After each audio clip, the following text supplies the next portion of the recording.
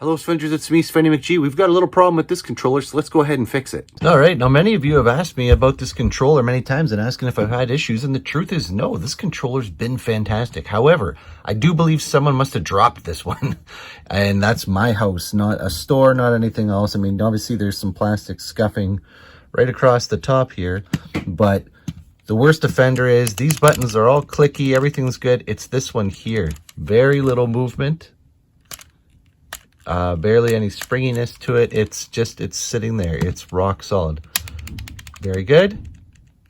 Not good. So the problem is it looks like it's actually dislodged here. You can see that it actually sits not even flush here. This part's knocked downward. I bet you it just straight up fell off of a couch or something. So what I'm going to do is I'm going to try and go ahead, get in there, and let's see if we can straighten it out. I'm going to use my Stribito kit here that I got off of Amazon. So far it's been serving me well. And to get inside, it looks like we're just going to need some Phillips on this one. Size 0 seems to do the trick here. For the sake of this, I've obviously never done this before, but all I'm going to try and do is I'm going to see if I can loosen the pressure. So I'm going to try removing just a couple here on the back side and see if that will allow me to be able to move this around. If I have to take it fully apart, I'll take it fully apart. The one thing with the kit is it does have this magnetized and demagnetized sections here. So I want to try and magnetize this a little bit more to see if I can get be able to pull that screw out now that I've loosened it. Doesn't want to come just yet. Let's try getting this bottom one out here. So it looks like there's basically 3 of these Phillips on the back here, and then there's the 2 that are actually found inside the bottom of the stick. These seem loose, so they might just be in the actual housing. Try using our spudger here and just pry it a little bit, see if it's ready to move. Now the other thing is I'm going to get this one on the leg here, see what happens. My concern was that I was going to have to somehow peel this rubber, but you can see once I start screwing this out, it's actually just pulling it right off of the case here, separating it compared to the blue.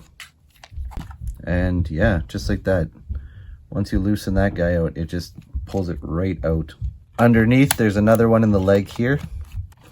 Looks like we're going all the way here.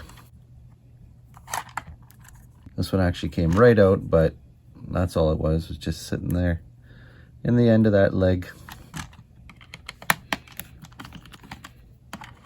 Okay, so once we get those rubber legs off, 1, 2, 3, 4, 5, they all feel loose, and just like that, the controller pulls apart. No problem. So let's see what's going on with the leg here. Okay, that popped out very easily. Look at the right one. Not even literally sitting in its casing here. So obviously that's upside down. All right, so once that left here just sits in like that, right? You're just gonna get this. Check it out, my right stick or right trigger here, yeah, was completely unseated. So it was pretty much never gonna just fall back into place there. But my stick looks a little bit worn down in the bottom here, but it should still seat fairly well there without hopefully sliding out. Yeah, it doesn't look like, obviously my thumb's in the way here to keep it, but it doesn't look like it's just going to keep popping out. Only way we're going to know now is to try. This is what the guts of the internal looks like here. So there's the battery, the bumpers, triggers up top here. Here's your dual vibrations. And of course you can see, in order to kind of get that different effect here, this is a bigger weight here than it is on this side.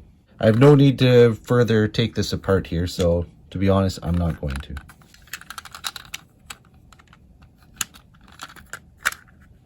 All right, and just seating it back in. Let's have a try. Feels pretty good. It's fully moving, it's bouncing back up. Looks good to me. Let's buckle it back in here. 1, 2, 3, 4, 5. Okay, left leg goes on. Tighten it down.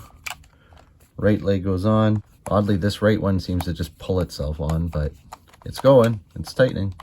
And I've already synced to my Switch, which is upstairs, so I'm not going to push too many buttons here. So far, that trigger's working pretty good here. I am not playing well, but the trigger's working. Sneaky, sneaky. So anyways, yeah, like I said, the controller's working again. Yeah, it's got the rumble. I've done the full review on this. Plenty of you have watched the video. And continually you ask me, is this controller actually worth getting? I've had this controller for, at least 2 years now, and I can wholeheartedly say, again, it's one of my son's favorites, go-to controller. The only issue I've ever had since, I just fixed in this video. This trigger, right trigger got stuck. I don't know how that happened, but I can say that well over a year and some time, it didn't just dislodge itself on its own. So that's been resolved. Things are all good here, and we're back in the game here. So again, no issues otherwise with this controller. If you enjoyed this video or found it helpful, please consider liking and subscribing, because guys, it really helps grow my channel. Until I see you guys again soon, please take care and be good to each other. Bye now.